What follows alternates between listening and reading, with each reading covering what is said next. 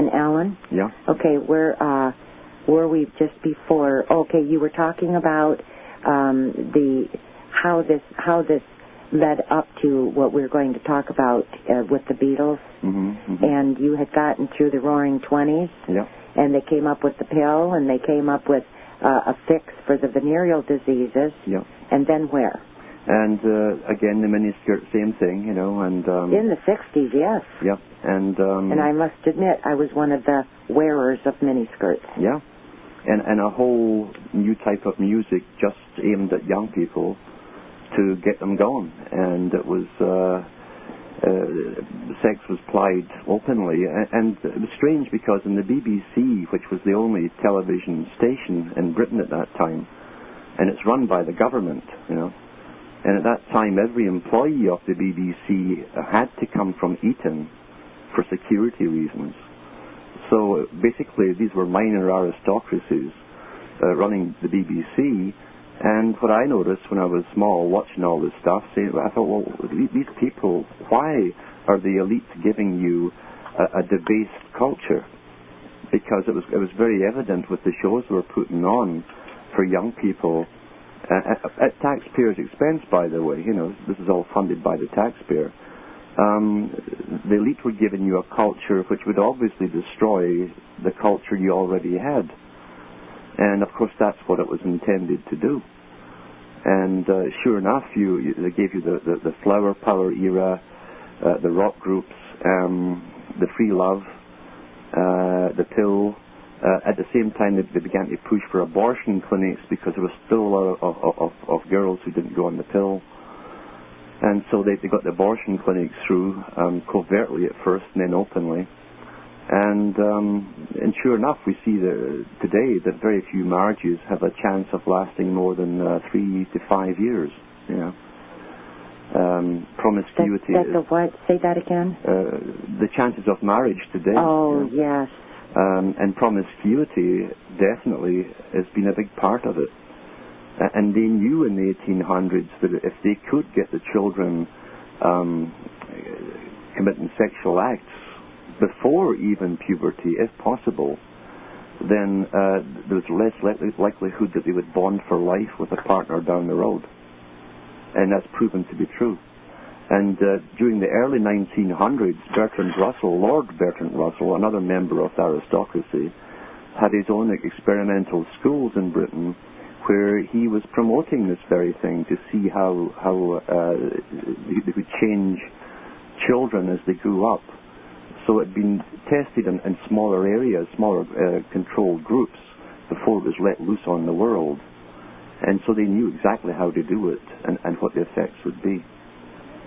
So there's nothing ever just blasts onto the scene by itself. It's all programmed. Very, very carefully and long time planned. Yeah, and then when the Beatles, of course, burst forth with probably more money behind them, promoting them than anybody had ever had before. And so they were famous before anybody really actually heard them. Yeah, okay, thank you. But now, you know, when I listen to or hear old Beatles songs, they seem so innocent. Yeah. And so will you explain what function did the Beatles serve and their music? You have to listen to the words, number one. Well, I have. You know, it's been a long day's night and da-da-da and, hey Jude. I've listened to the words.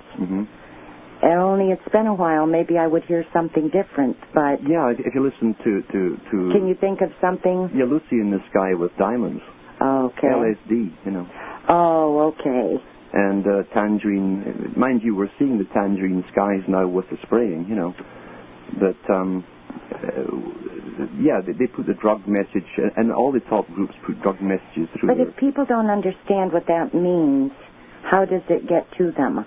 Oh, they knew what it meant. In the Sky. Well, you'd be amazed how quickly children figure things out, you know. Lucy in the Sky with Diamonds. Yep. And you remember Puff the Magic Dragon? Oh, yeah. That was supposed to be about, I guess, marijuana. Yeah. I thought it was a cool song. That's right. And I would have never thought about what they said that it means. And it's the same with Burl Ives, you know. Burl Ives before sang the Big Rock Candy Mountain, and it was about homosexual pedophilia. It was an in joke with all of the guys who understood it. And this goes on all the time. You know. So how does this affect the listeners if they don't consciously understand what the words mean? It's surprising how much of an effect through subconscious listening. Your subconscious can actually understand more than sometimes your conscious mind, because your conscious is trying to scan things. It's very busy scanning things to censor out those things it doesn't like or whatever. But if your defenses are down and you're not scanning it, it goes right into the subconscious, and your subconscious can figure things out much more quickly. And the magazines as well that they bombarded all the youth with at that time also contained a lot of the messages and explained to the children what these things meant. Oh, okay. Like the Rolling Stones magazine. Oh, you know. Sure, there you go. Yeah. And a lot of the Rolling Stones magazine was very popular, wasn't it? Sure. Oh, yeah. So sure, you definitely have. It was a planned, orchestrated blitz, basically, on the public. There were limousines going around universities, guys getting out and throwing big, you know, like garbage bags of LSD over the walls. This is all free LSD to get the LSD culture going. And that's how they started it. That they were literally throwing bags over the walls for free. And so this was an orchestrated blitz, you know. And even on the BBC, on the Top of the Pops, as they called it, the shows that they gave you, they joked about this kind of thing going on as though it was all fun, and how you know, tongue in cheek this was. It was all fun. And again, I thought, well, you know, Britain has probably had more control over its people. That's why they're called subjects than any other culture in the West. Why would the elite not only be allowing this, but actually be the ones doing it? It was so evident, because nothing was published in Britain unless the elite authorized it. So this is coming from the top. And you were telling me about the writer of all the Beatles songs? Yes. And today, what's his name? That owns the... Michael Jackson bought the rights. Okay. Yeah. Tell our listeners about this. Yeah, well, the Beatles appeared on the BBC once again in the late 60s. And they all said that they were broke. And when they were asked why they were broke, there was a silence. They wouldn't explain. They looked at each other, sort of knowingly. And no one knew at that time why these guys would be broke. Well, it turned out that they did not own the rights to supposedly their songs, and never had. And then in the early 80s, Theo Adorno, who was the actual owner of those songs, died, and the songs went up for sale. And Paul McCartney at that time put a bid in alongside Michael Jackson, and Michael Jackson won the bid, and he now owns the rights to the Beatles songs. So the Beatles never have owned the titles of those songs. So and they never wrote one of their songs? I think maybe some of the little drug-induced ditties, I call them, the simplistic stuff, you know, they may have added a bit here and there, but the big ones, no, they didn't, no. And you can tell by the words too that someone much older had written them. Apart from the fact that much of the music could only have been done by someone who'd studied classical music.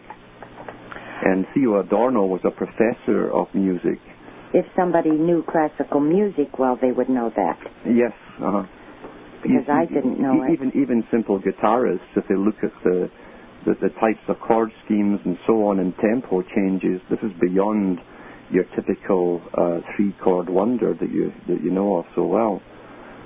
And but Theo Adorno was one of the most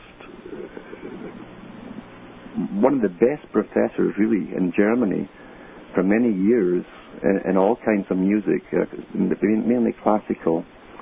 And he came over to Britain and headed the Royal Philharmonic Orchestra, and he was best friends with the Queen of England. And he definitely worked with Martin, who was the producer for the records and for the Beatles. And I've no doubt at all it was him who wrote them, because he certainly owned the rights of the songs. Yeah. So. And what was their function? The function again was to as I say, change society, change culture. Plato had said it thousands of years ago that by his rights, as he said, we should control music very strictly because it affects the minds of the young. And so they knew that from thousands of years ago how the effects can be on the young. And they also knew that if they wanted to give you, to create a generation that would go to war, you'd give them marching type songs and tunes. And if you wanted to degenerate a culture, you give them lots of sensual music. And so this was meant to destroy what was in order to create that which might be, as they say in high masonry. What was for what might be. Yeah.